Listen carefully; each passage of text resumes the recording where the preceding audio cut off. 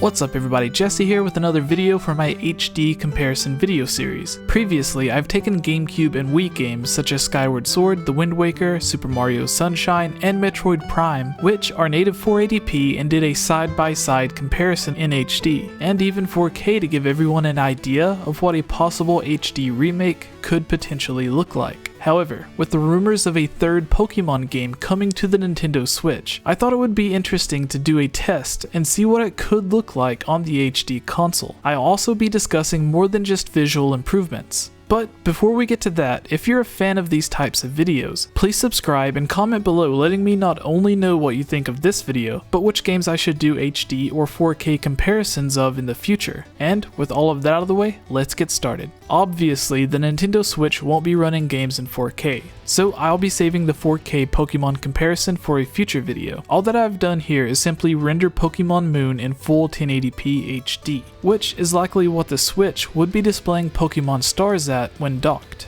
I also removed the thick black lines bordering the characters. Depending on your own personal preference, some of you may actually be a fan of them, but for this video I chose to remove them. Nintendo also chose to do this with Smash Bros. For the Nintendo 3DS, but on that game, they actually had an option to completely remove them. After doing these two things, I couldn't believe the game had this much of an improvement. You can especially tell during the parts that are zoomed in. On the 3DS, you can't even make out the details, and the HD version remains clear and fully detailed. Now I know when playing the game you're not going to be zooming in like this, but it's the easiest way to actually show a visual difference. In full 1080p, it almost looks like you're playing an episode of the anime.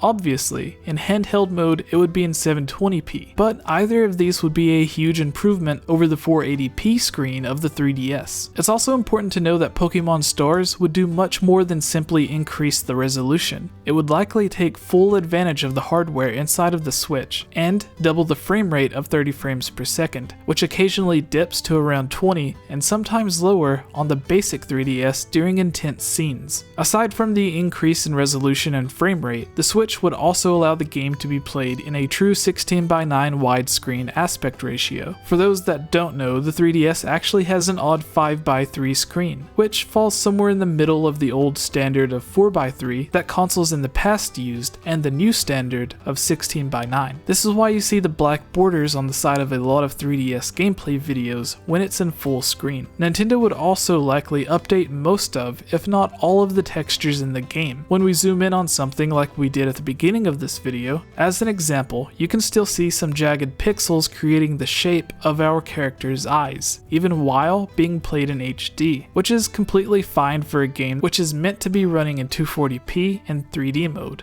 Moving on from visual improvements, I would love if Nintendo gave us control of the camera, like a traditional third-person game, instead of having a fixed camera angle. Besides, what else are we going to use the right analog stick for? If Nintendo does decide to take full advantage of the much more powerful hardware inside the Switch, by giving us higher resolution, upgraded textures, higher frame rates, the other improvements that I mentioned previously, and some that I haven't mentioned, like an improved online system, this could easily bring many fans who have already purchased both Sun and Moon over to the Switch. Being able to take Pokemon on the go and continuing your long adventure on the big screen has me more than excited. So I'm hoping this rumor turns out true. Please enjoy the rest of the video, and remember to like, subscribe, and let me know your thoughts in the comments below. And again, if you're a fan of these types of videos, you can support this channel on Patreon to get even more videos like this early. I also have a brand new series which picks a franchise like Zelda or Mario and covers the top 5, sometimes 10, cancelled or unreleased games from that series.